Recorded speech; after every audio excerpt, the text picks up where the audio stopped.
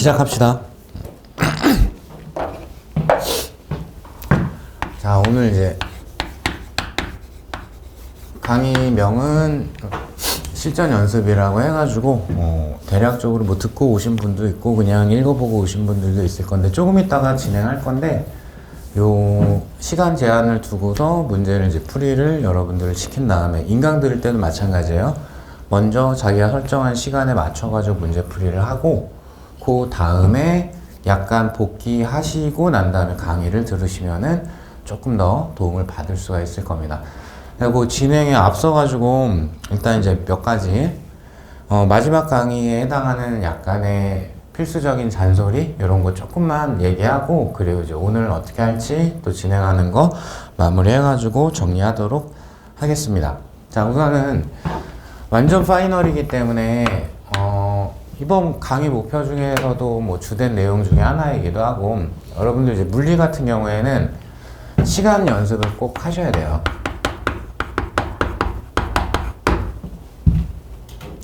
그래서 가장 이상적인 거는 100% 이걸 꼭 따라가야 되는 것까지는 아닌데 생물하고 지구과학을 먼저 풀고 요거를 먼저 풀고 그 다음에 두 번째, 세 번째는 달라질 수 있는데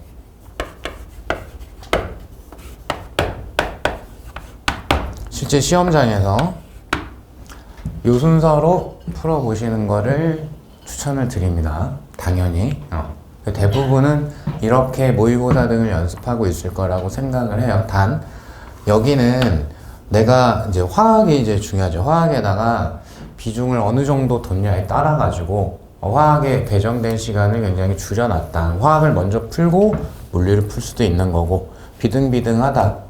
비슷한 비중으로 내가 문제풀이를 하기로 결정을 했다. 그러면 제 생각에는 물리 먼저 풀고 화학을 푸는 게 맞다라고 생각을 해요. 그리고 이상적인 시간은 그러니까 화학을 너무 문항을 고르지 않고 전체 문항을 골고루 다 풀어서 대비를 하고 있다 라고 가정했을 때 이상적인 시간은 15분, 15분, 30분입니다.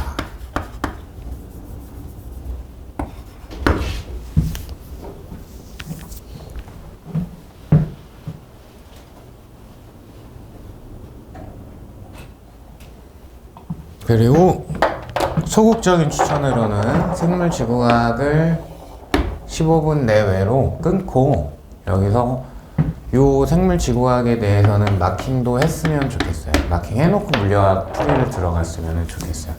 아무래도 이쪽은 계산 문제들이 많다 보니까 이게 후반에 내가 시간을 딱 끝낼지 시간을 조금 더 쓸지 그거는 그날에 따라서 좀 달라질 수 있거든요. 그러니까 생물지구학 푼 다음에 생지에 대해서 마킹까지 하시고 그리고 이제 물리화학 쪽을 건드리는 게 맞지 않을까라고 생각을 합니다. 여기는 분명히 좀 유동적이라고 얘기를 드렸어요. 그래서 어떤 분들은 그냥 물리에다가 30분 이상을 쓰고 화학을 뭐 10분 내에만 쓰겠다라는 분도 있고 이거는 개인적인 편차가 굉장히 심하기 때문에 이쪽에 대한 전략을 마지막에 잘 잡고 가셔야 돼요. 어디다가 내가 시간을 충분히 더 쓸 건지 이런 것들을 제가 15분, 30분을 말씀드리는 거는 둘 다 크게 완전히 빼놓고 가지 않는다라는 가정하에서 근데 물리 같은 경우 조금 있다가 또 얘기를 하겠지만 어느 파트는 쉽다, 어느 파트는 어렵다 이런 게 좀 정해져 있지가 않아요. 그렇기 때문에 물리 같은 경우에는 개인적인 그 준비한 역량과 그리고 내가 이쪽에 대해 화학에 대해서 얼만큼 비중을 두겠냐 등에 따라 가지고 시간을 꼭 결정해서 그게 이제 어떤 분은 25분이 될 수도 있는 거고 어떤 분은 지금 제가 제시한 것처럼 15분이 될 수도 있는 거고 시간 내 타임 어택 하는 연습을 꼭 해보셔야 됩니다. 가급적 3-4번 이상. 모의고사 형태를 풀어보시는 게 가장 좋긴 하겠죠. 자, 그래서 시간은 이렇게 했으면 좋겠고요. 그리고 두 번째로 물리 출제되는 난이도 기본 강의 때부터 지금까지 꾸준하게 얘기를 드리는데 매우 어렵게 출제됐다라는 해까지도 포함을 해서 5개 내외는 쉽게 출제가 됩니다. 그러면 가장 중요한 부분은, 득점을 하기 위해서 가장 중요한 부분은 이 5개 내외의 쉬운 문항을 잘 찾아내야 되고, 그거를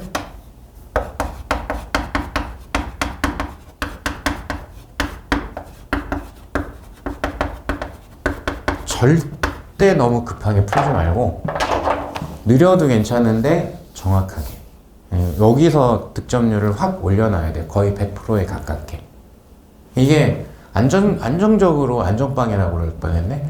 안정적으로 5개 득점이 되면 그럼 뭐 내가 여유가 좀 생기기 때문에, 심적으로 여유가 생기기 때문에 조금 어렵게 출제되거나 매우 어렵게 출제됐더라고 하더라도 그걸 고민해 볼 마음의 여유가 있고 시간적 여유가 생겨요. 그럼 득점이 더 올라가게 되거든요. 그 5개를 일단은 안정적으로 맞춰놔야 그게 뭐 7개도 되고 8개도 되고 뭐 심지어는 이제 만점도 나오고 그렇게 되는 거겠죠. 이게 제일 실전에서는 중요하겠죠. 5개를 잘 찾아서 그 5개는 굉장히 직관적이고 단순하고 1차원적으로 질문을 많이 하기 때문에 거기에 대한 정답률을 반드시 높여야 된다. 그러면 앞에서 잠깐 언급한 것과 마찬가지로 중요한 부분이 있을 건데, 뭐냐면 어느 파트가 쉽다 어렵다가 물리는 안 정해져 있다. 그건 사실 다른 과목들도 비슷할 거라고 생각을 합니다. 그래서 가급적이면은 아예 버리는 것 없이 전 범위에 대해 가지고는, 근데 어떤 분들은 특정 어떤 단원, 어떤 소단원 이런 게 여기는 너무 어려워요 라는 게 있을 수 있죠. 많이 있는 분들도 있을 거고. 하지만 최소 정리는 해야 된다. 미니멈. 즉 거의 대입하는 식으로만 질문한다든가 아주 1차원적인 OX만 물어본다든가 이런 거 했을 때 내가 득점은 해야 되기 때문에 그 파트가 내가 좀 많이 부족해. 하지만 최소 정리는 해야 된다. 암기형으로라도 최소는 정리를 하고 들어가야지 될 것 같다 라고 생각이 듭니다. 또한 안 나올 때도 있고 나올 때도 있는데 OX형 문제가 출제가 될 수 있어요. 많으면 2개, 적으면 0개. 그래서 그 기역, 니은, 디귿식으로 나오는 거 하고 1번부터 5번까지가 쭈루룩 마치 이제 법 쪽의 출제 형태처럼 OX 형태를 고르는 거, 이런 게 나올 수도 있는데, 이거는 요 형태의 문제는 다시 풀고 이러면 안 돼요. 그냥 무조건 읽는 순간에 해결해 놓고 넘어가셔야 되고, 웬만하면 쉽게 나옵니다. 웬만하면 쉽게 출제되기 때문에 여기에서도 이런 형태는 어떤 단원이 됐던 간에 정답률을 좀 높여줄 필요가 있습니다. 그러니까 요거는 단순한 지식들 내가 정확하게 기억을 하고 있냐에 따라 가지고 맞추고 틀리고가 결정이 되기 때문에 여기 맥락상 같은데요. 그 최소 정리를 했다면 충분히 득점 가능한 수준으로 출제가 될 겁니다. 자, 그 다음에 문제의 구성은 출제되는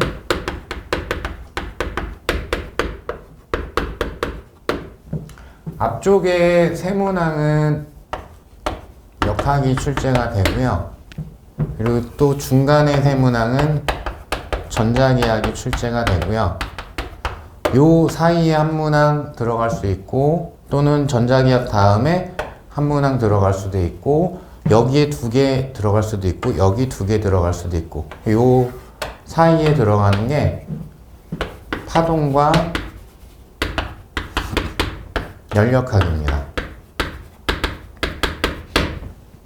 웬만하면 요 순서로 많이 출제를 해요. 근데 이게 앞뒤가 좀 바뀌어서 출제될 수도 있어요. 그건 이제 별다른 이유는 아닌 것 같고, 문제 길이 때문에. 편집 과정에서 요거를 이쪽에 배치하는 게 조금 더 요 전체적인 여백이나 이런 거에 더 맞겠다 싶었으면은 전자기를 좀 앞으로 배치를 하기도 하고, 이런 경우는 있을 수 있습니다. 근데 최근에는 현대물리가 두 문항이 출제가 되는데 최근 한 5, 6년 정도의 문제를 보면 예외가 되는 게 하나가 있기는 있는데 현대물리 같은 경우는 가장 뒤에다 배치를 하기는 해요. 그래서 전략적으로 현대물리를 먼저 풀어보고 들어가시는 분들도 있는 걸로 알고 있고 그것도 나쁘지 않은 방법이기 때문에 현대물리는 웬만하면은 제일 마지막에 배치를 많이 해놓더라 라는 거 참고하시고, 그리고 실전에서는 문제를 푸는 순서는 저라면 그냥 순서대로 풉니다. 어차피 문제를 읽는 순간에 요거는 내가 풀 수 있다 없다를 판단할 수만 있다면 그러면은 건너뛰는 것만 내가 잘 생각하고 있으면 되기 때문에 순서대로 푼다고 해가지고 어떤 시간적인 불이익이 생기거나 그러지는 않아요. 내가 물리가 좀 많이 취약해, 약해. 그래서 물리 문제 막히면은 많이 떨어 라는 분들은 현대물리 틀리던 또는 뭐 생소하던 뭐 됐고, 현대물리는 어차피 내가 알고 있으면 맞추고 모르면 틀리고 이게 다기 때문에 여기를 먼저 풀고 그 다음 문항들을 순서대로 푸는 거. 이 두 가지 중에 한 가지로 선택을 하시면 좋을 것 같아요. 너무 왔다 갔다 할 필요까지는 없어요. 어차피 10개니까. 20개의 문제면은 여기도 좀 전략적으로 구성을 할 필요가 있는데 10개이기 때문에 10개짜리 문제이기 때문에 너무 왔다 갔다 하시면서 풀지는 말고 그래서 뭐 크게 내가 많이 떨거나 이러지 않는다 그러면 쭉 순서대로 시간 내에 연습하면서 풀이 진행하시면 되고, 그렇지 않다 현대물리는 아까도 얘기한 것처럼 맞춘다 틀린다 딱 아주 그냥 바로바로 나눠지는 편이기 때문에 현대물리 먼저 풀고 나머지 문항들을 건드린다 이런 식으로 보시면 좋을 것 같습니다. 그리고 이거는 요즘에도 개인적으로 계속 이제 질문 받거나 조언을 구하는 내용 중에 하나인데 선생님 마무리해야 되는데 마무리 어떻게 하면 좋을까요? 1년 내내 단 한 번도 바뀌지 않고 똑같이 대답을 합니다. 저는 반드시 개념의 복습과 문제풀이를 병행해 주셨으면 좋겠습니다 라고 얘기를 합니다. 이제 끝물이니까 문제만 드립다 풀어야지. 구멍 생깁니다. 반드시 구멍 생깁니다. 그러면 어차피 여러분들이 풀었던 문제랑 완벽하게 똑같은 문제는 출제 안 돼요. 운 좋으면 1개 정도 나올 수도 있겠죠. 출제자가 그건 미스한 거겠죠. 충분히 참고를 못한 거니까. 그럼 완벽하게 동일한 문제는 없기 때문에 문제를 푸는 거는 내가 독해를 잘하기 위한 일종의 수단이라고 보셔야 되는 거고, 오히려 더 중요한 거는 내용에 대한 복습을 많이 하셔야 돼요. 그래서 요게 비중적으로는 좀 문제 요즘 많이 풀고 있어. 그럼 내가 충분히 여기 정리 잘 돼 있어 라는 분들은 뭐 한 8대2 이렇게 갈 수도 있겠지만 다수는 여전히 1대1로 마무리 하시는 게 좋아요. 다수의 경우에는 요건 약간의 개인 편차를 고려해서 참고적으로 조언을 들어주시면 좋을 것 같습니다. 자, 그래서 여기까지가 이제 제 드릴 만한 잔소리 내용이었고, 오늘부터 이제 진행하게 될 이번 강의는 어떻게 진행하고 목표는 뭐냐? 일단 앞쪽에 제가 시간을 드리고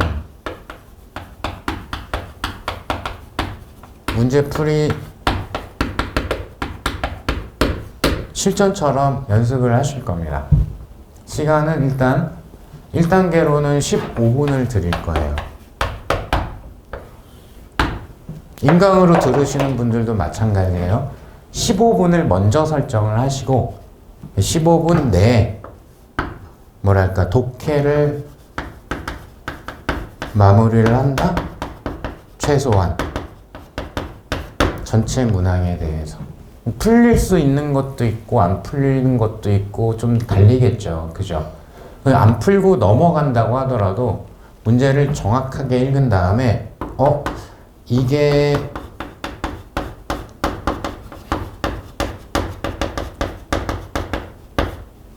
주된 내용이 어느 파트를 출제한 거지, 어떤 주제를 출제한 거지, 그걸 반드시 체크하고 끝까지 15분 안에 읽고, 그 읽는 과정에서 아, 이건 풀 수 있겠다 싶은 거는 풀어서 정답률을 높이는 연습을 하셔야 됩니다. 그리고 제가 회차별로 여기에다가 15분 이제 제한된 시간이 끝나면은 5분을 더 드릴 때도 있을 거고, 뭐 10분을 더 드릴 때도 있을 거고, 그거 이제 그 회차의 전체적인 난이도나 아니면은 여러분들 상황 이런 거 약간 살펴가지고 약간의 시간을 더 드릴 거예요.